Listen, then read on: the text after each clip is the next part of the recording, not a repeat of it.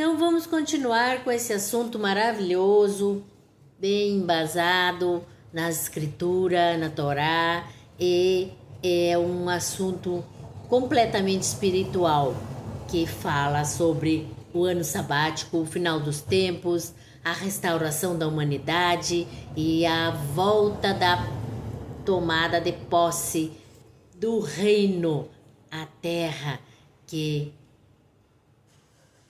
fará o nosso Yahushua Mashiach. Então, vamos seguir aqui no nosso assunto.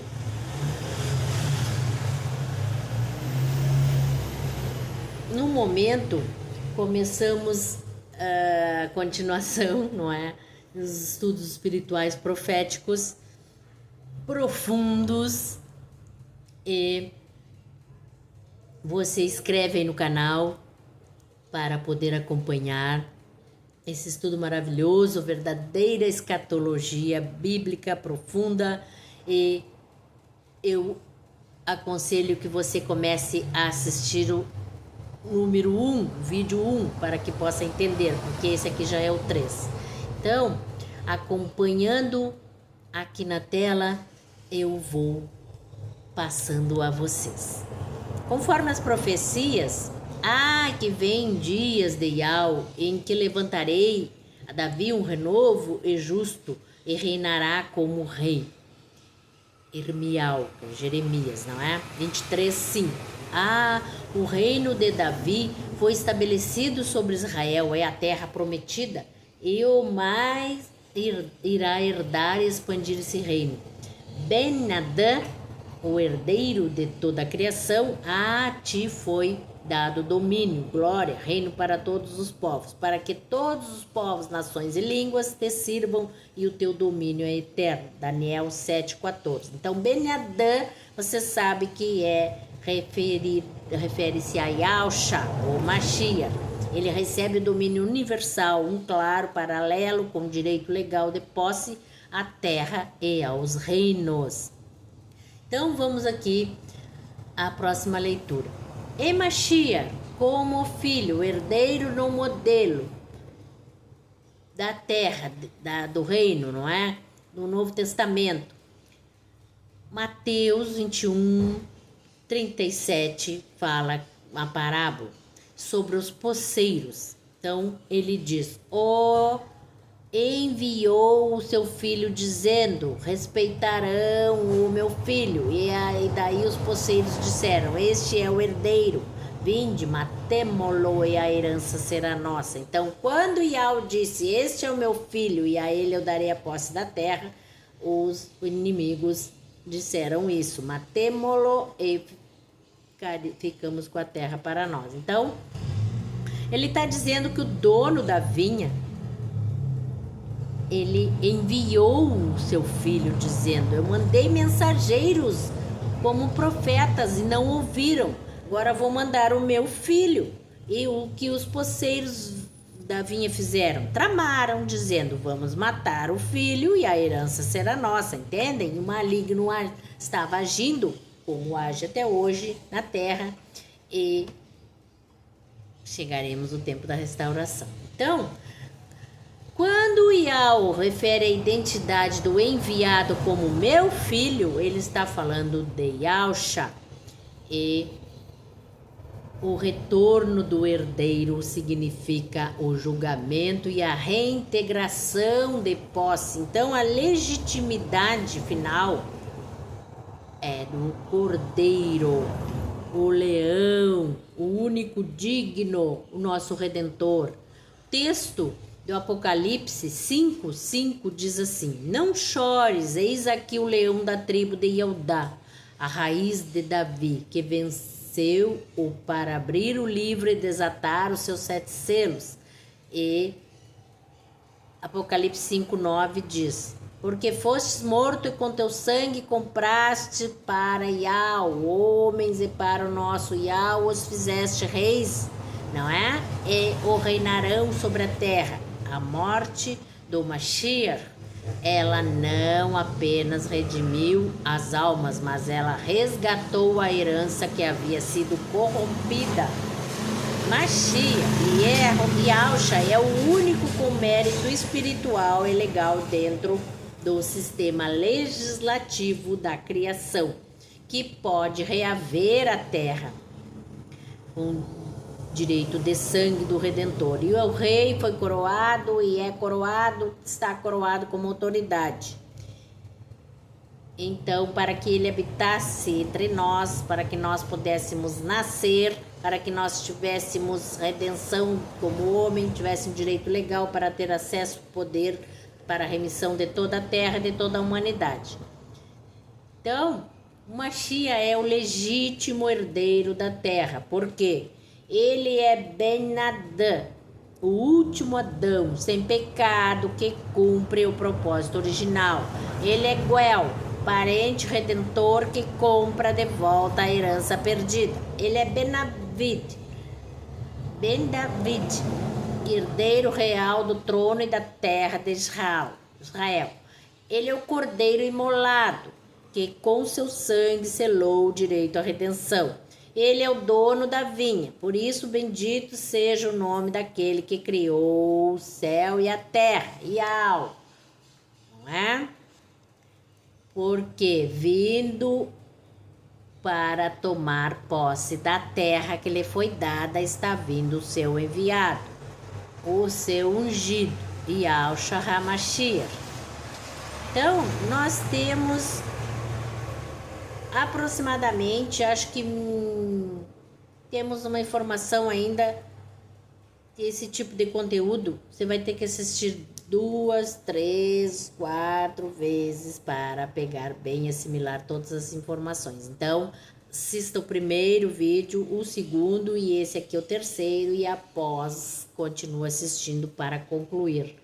Então, que seja grandemente abençoado esse nosso vídeo, essas nossas palavras, que o Eterno abençoe o seu entendimento, que a sabedoria do Eterno nos dê entendimento, porque essa escritura de herança selada até o tempo da redenção, então significa o livro selado que você encontra descrito no Apocalipse.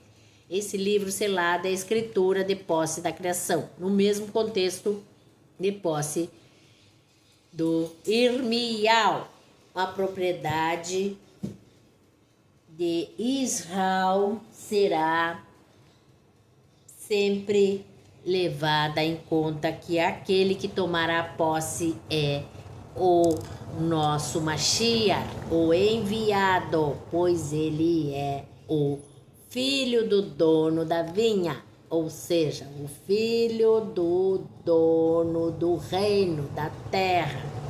Então, que demonstra, Apocalipse demonstra quem é o verdadeiro herdeiro de toda a terra. Então, leia Apocalipse e o livro selado. O livro selado pode ser entendido como a escritura de herança selada até o tempo da redenção. Ao ser aberto, juízos são liberados, porque o posseiro, Satã, que se recusa a entregar a terra voluntariamente, as trombetas soam como em Ovel, proclamando libertação, justiça e retorno da terra ao seu legítimo dono e herdeiro.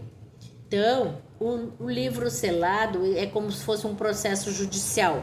Quando você tem alguém numa terra, o posseiro, o legítimo dono aparece, você inicia o processo judicial e esse processo judicial ele vai ser trazido às testemunhas, ele vai ser trazido ali a escritura para que seja feito todos os trâmites legais, e uma vez que os trâmites legais são feitos, o juiz vai determinar o quê?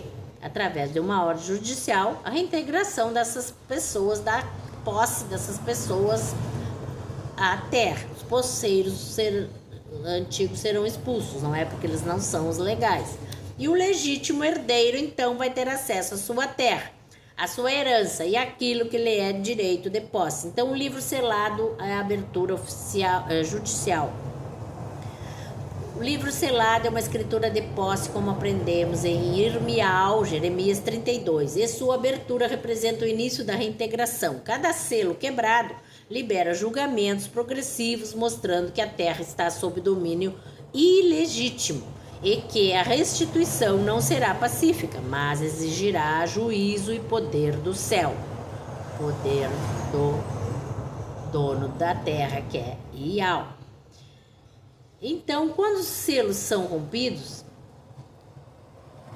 os 7 selos, não é? Vocês conhecem?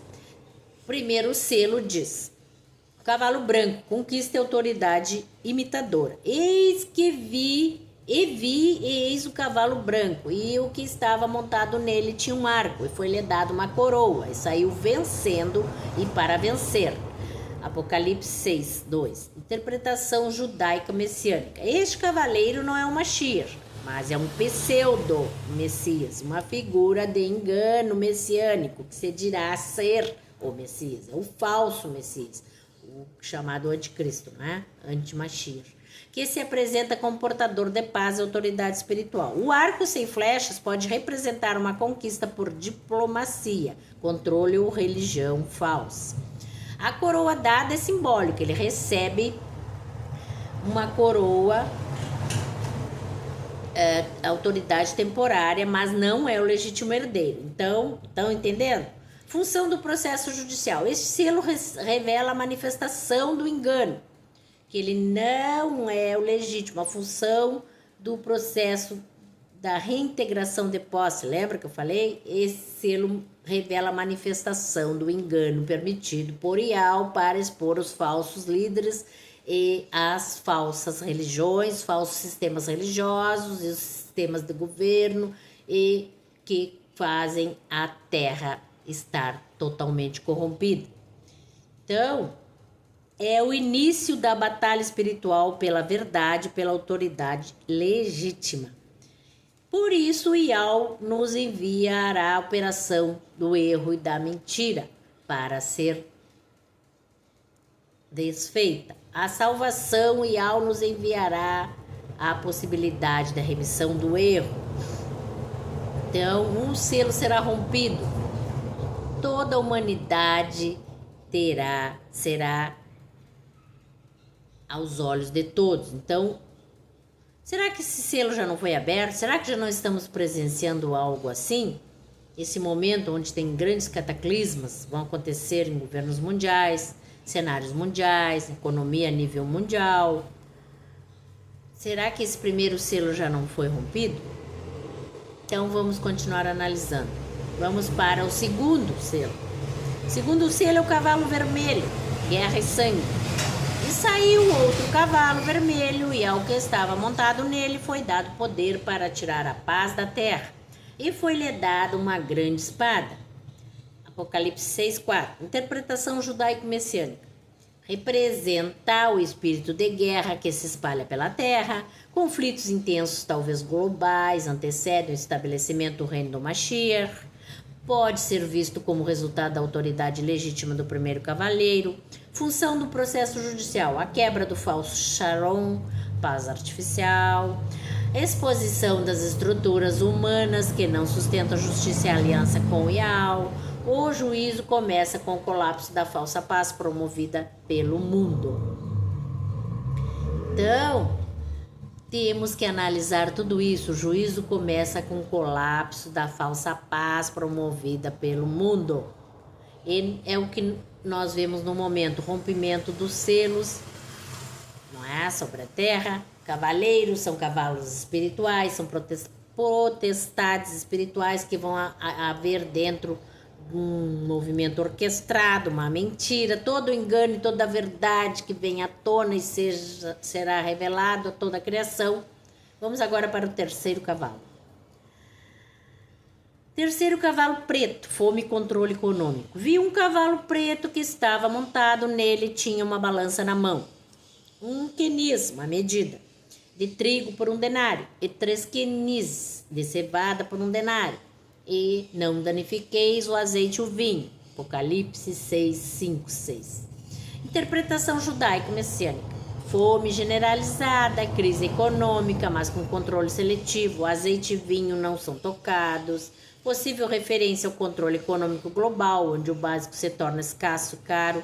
Função no processo judicial: juízo sobre sistemas econômicos injustos, exposição da desigualdade, opressão. Então, o azeite e o vinho têm um segredo espiritual, possivelmente uma referência a um controle econômico global, onde o básico vai se tornar escasso e caro. Então, a função do processo judicial da reintegração da posse, o juízo sobre os sistemas econômicos injustos e opressores, exposição da desigualdade e opressão dos pobres, a balança é um símbolo do julgamento. Balança da injustiça divina começa a pesar sobre as nações da terra. E agora nós vamos pro quarto cavalo, no próximo vídeo, que será o número 4. Acompanha aí, não esqueça de acompanhar, tá? Até lá!